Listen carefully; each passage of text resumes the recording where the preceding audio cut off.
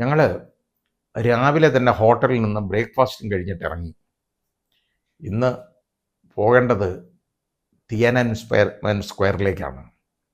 അവിടെ കൊല്ലപ്പെട്ട കുഞ്ഞുങ്ങളുടെ ആർത്തനാദങ്ങൾ ഞങ്ങളുടെ ചെവിയിലൊക്കെ മുഴങ്ങുന്നുണ്ടായിരുന്നു. അങ്ങനെ ആ സ്ഥലം എന്തിനത് കാണണം എന്ന് ആദ്യം തോന്നി. ഒരു ശവപ്പറമ്പല്ലേ എന്ന് വിചാരിച്ചു. പക്ഷേ ഞങ്ങളവിടെ ചെന്ന് കഴിഞ്ഞപ്പോൾ ഒരു 7-8 ക്യൂ ആണ്.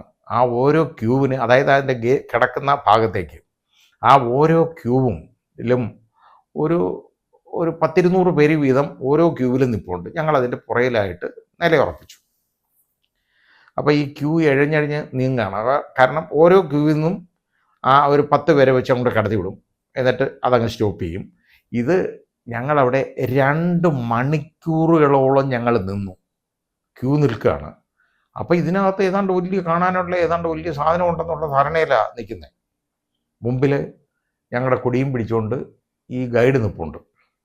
അയാളെ തൊട്ടുപുറയിൽ ഞാനും ഒക്കെ അങ്ങനെ പതുക്കെ ഇങ്ങനെ ഉറുമ്പഴയുന്ന പോലെ നീങ്ങും.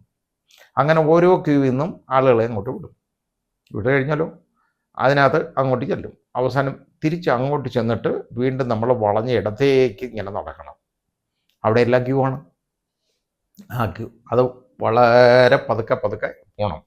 ചെന്നിട്ട് ആ ക്യൂവിൽ അവസാനം ചെന്ന് ഞങ്ങളുടെ ദേഹപരിശോധന നടത്തുന്ന സ്ഥലത്ത് ചെന്നു. അവിടെ നമ്മുടെ കയ്യിലുള്ള ബാഗുകൾ എല്ലാം പരിശോധിക്കും. അതുവരെ ആ ഭാഗത്തൊന്നും നമുക്ക് ഫോട്ടോ എടുക്കാനുള്ള പെർമിഷൻ ഇല്ല. അവിടെ ഒന്നും അന്നേരം ഫോട്ടോ എടുക്കാനൊന്നും സമ്മതിക്കത്തില്ല. അത് കഴിഞ്ഞതിന് ശേഷം നമ്മൾ ഈ ബാഗും ഒക്കെ പരിശോധിച്ച് അത് സ്കാൻ ചെയ്ത് സ്കാനറിനകത്തൂടെ കയറ്റി വിട്ടിട്ട് നമ്മുടെ ദേഹപരിശോധന നടത്തും. വളരെ വിശദമായ പരിശോധനയാണ്. ആ പരിശോധനയും കഴിഞ്ഞാണ് ഞങ്ങളെ അകത്തോട്ട്. എന്തിനാ ഇങ്ങനെ പരിശോധിക്കുന്നതെന്ന് ചോദിച്ചാൽ എനിക്കറിഞ്ഞൂടാ. ഒരു ഗ്രൗണ്ടിലേക്കാണ് ഇറക്കി വിടുന്നത്. അവിടെ നിന്നൊന്നും എടുത്തുകൊണ്ട് പോകാനൊന്നുമില്ല. അവിടെ ഒന്നും ചെയ്യാനും പറ്റത്തില്ല. ഇനി ആയുധങ്ങൾ വല്ലതും ഉണ്ടോ എന്നുള്ള പരിശോധനയായിരിക്കും ചിലപ്പോൾ നടക്കുന്നത്. അപ്പോൾ അന്ന് ആദ്യം അവിടെ ഉണ്ടായ ഒരു സംഭവത്തിൽ ഈ കുഞ്ഞുങ്ങൾ പ്രതിഷേധിച്ചു. ഈ ഏകാധിപത്യ ശൈലിയിലുള്ള, സ്വേച്ഛാധിപത്യ ശൈലിയിലുള്ള ഭരണത്തിനെതിരെ അവിടെ പ്രതിഷേധം വന്നു. ജനാധിപത്യം അവിടെ സ്ഥാപിക്കണം എന്നുള്ള ആ മുദ്രാവാക്യം ഉയർത്തി കുറച്ച് കുട്ടികൾ അന്നൊരു 10-250 പേരെ അങ്ങ് വെടിവെച്ചു കൊന്നു. അതിൻ്റെ പ്രതിഷേധ സൂചകമായിട്ട് അവിടെ കുട്ടികൾ തടിച്ചുകൂടി. കുട്ടികളെന്ന് പറഞ്ഞാൽ എല്ലാ സ്റ്റുഡൻസാണ്. എല്ലാം ഒരു 20 വയസ്സ്, ഒരു 15 വയസ്സിന് മേളിൽ 25 വയസ്സിന് താഴെയുള്ള ആളുകളാണ്. കൗമാരപ്രായത്തിലുള്ളതും യൗവനപ്രായത്തിലുമുള്ള കുട്ടികൾ. ഇവർ തടിച്ചുകൂടി. അവർ അവിടെ വലിയ സമരമായി, വലിയ പ്രക്ഷോഭമായി. ചൈനീസ് ഗവൺമെൻറ്റിന് ഇതൊന്നും സഹിക്കത്തില്ല. അവരിങ്ങനെയുള്ള കാര്യങ്ങളൊന്നും അവർ നോക്കത്തുമില്ല, സഹിക്കത്തുമില്ല. അവർ ബുൾഡോസർ കയറ്റി കൊന്നതാണ്. ഏതാണ്ട് ഇവരുടെ കണക്കനുസരിച്ച് 450 പേര് കൊല്ലപ്പെട്ടു എന്നുള്ളതാണ് അവർ പറയുന്നത്. പക്ഷേ 2500 കുഞ്ഞുങ്ങൾ കൊല്ലപ്പെട്ടിട്ടുണ്ട് അതിനകത്ത്, ഈ സംഭവത്തിൽ. അപ്പോൾ ഈ ഗൈഡ് മുമ്പേ പോയി, ഞങ്ങളവിടെ ഉണ്ട്. വിശാലമായ ഒരു ഗ്രൗണ്ട്, അതായത് ഒരു 100 ഏക്കറെങ്കിലും കാണും അത്, ആ ഗ്രൗണ്ട് അത്രത്തോളം വളരെ വിശാലമാണ്.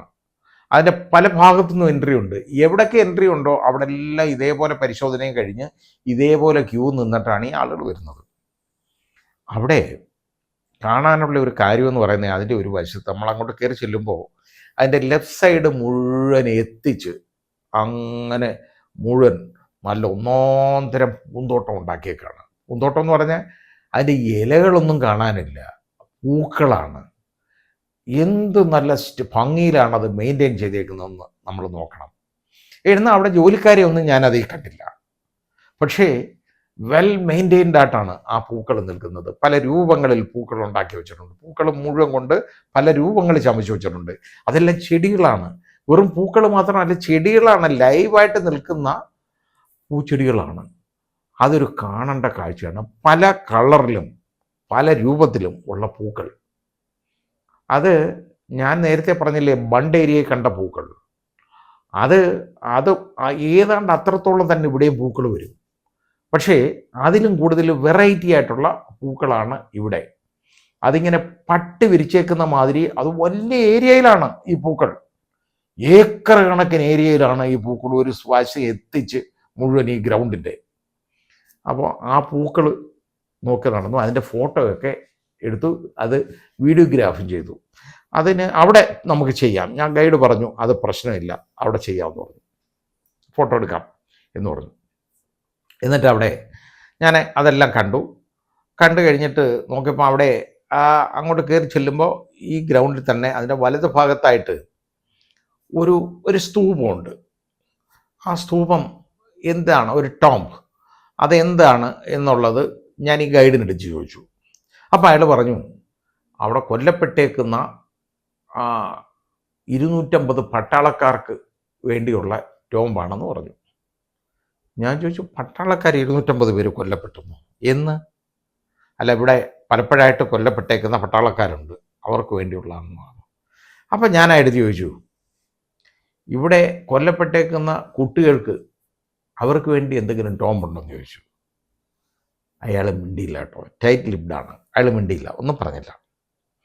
അത് കഴിഞ്ഞിട്ട് ഞാൻ അയാളടുത്ത് പറഞ്ഞു, അയാൾ ഇവിടെ ഈ അന്നേരം ഞാൻ ചോദിച്ചു, അന്നൊരു സ്റ്റുഡൻസ് അൺറസ്റ്റ് ഉണ്ടായല്ലോ സ്റ്റുഡൻസിൻ്റെ, അവിടെ എത്ര പേരാ കൊല്ലപ്പെട്ടതെന്ന് ചോദിച്ചു. അന്നേരം അയാൾ പറഞ്ഞു ഏതാണ്ട് 250 മുതൽ 400 വരെ എന്തോ ഒരു കണക്ക്. ഇൻ്റർനാഷണൽ കമ്മ്യൂണിറ്റിയിൽ ഇവർ കൊടുത്തേക്കുന്ന കണക്കതാണ്.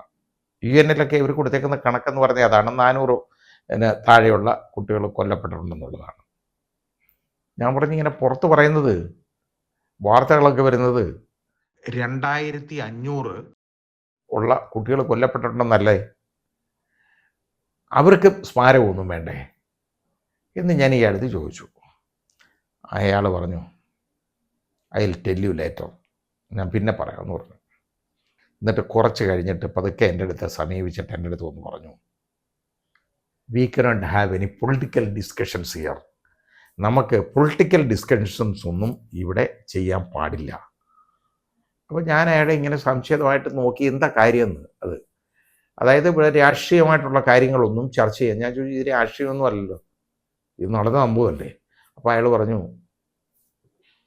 ഇവിടെ മുഴുവൻ ക്യാമറയാണ്, അവിടെ ക്യാമറ കവേർഡാണ്. നമ്മളെ ഓരോരുത്തർ പറയുന്നതും അത് ക്യാച്ച് ചെയ്തിട്ട് ഇമ്മീഡിയറ്റ്ലി ജെമിനി വഴി അത് ട്രാൻസ്ലേറ്റ് ചെയ്ത് ചൈനീസിൽ, നമ്മൾ മലയാളത്തിൽ പറഞ്ഞാലും നിങ്ങൾ നിങ്ങളുടെ ഭാഷയെ പറഞ്ഞോളൂ, വേറെ ഏതെങ്കിലും ഭാഷ, ഇംഗ്ലീഷോ മലയാളമോ ഫ്രഞ്ചോ ജർമ്മൻ ഏത് ഭാഷയോ ആവട്ടെ, അത് ട്രാൻസ്ലേറ്റ് ചെയ്ത് ഇമ്മീഡിയറ്റ്ലി ചൈനീസിൽ ട്രാൻസ്ലേറ്റ് ചെയ്ത് അങ്ങ് കൊടുക്കും. എന്നിട്ട് നമ്മളിതിൻ്റെ വെളിയിലോട്ട് ഇറങ്ങണമല്ലോ. വെളിയിൽ എന്ന് പറയുന്ന ഭാഗം ഏതാണെന്നറിയോ? മാവോയുടെ വലിയൊരു പുടം വെച്ചിട്ടുണ്ട്, അവിടെ മാവോ വെച്ചിട്ടുണ്ട്. അതിൻ്റെ അകത്തൂടാണ് നമ്മൾ പുറത്തേക്ക് ഇറങ്ങാനുള്ളത്. ആ വെളിയിലേക്ക് ഇറങ്ങുമ്പോൾ നമ്മളെ അവരങ്ങ് പിടിച്ചുകൊണ്ട് പോകും. അതോടുകൂടി ഞാൻ എൻ്റെ ഈ സംശയ നിവാരണം അങ്ങ് നിർത്തി. പിന്നെ ഒന്നും ചോദിക്കേണ്ടെന്ന് വിചാരിച്ചു. ഞാൻ അനങ്ങാതെ ഞങ്ങളെല്ലാം ഈ വെളിയിലേക്ക് ഇറങ്ങുകയാണ്.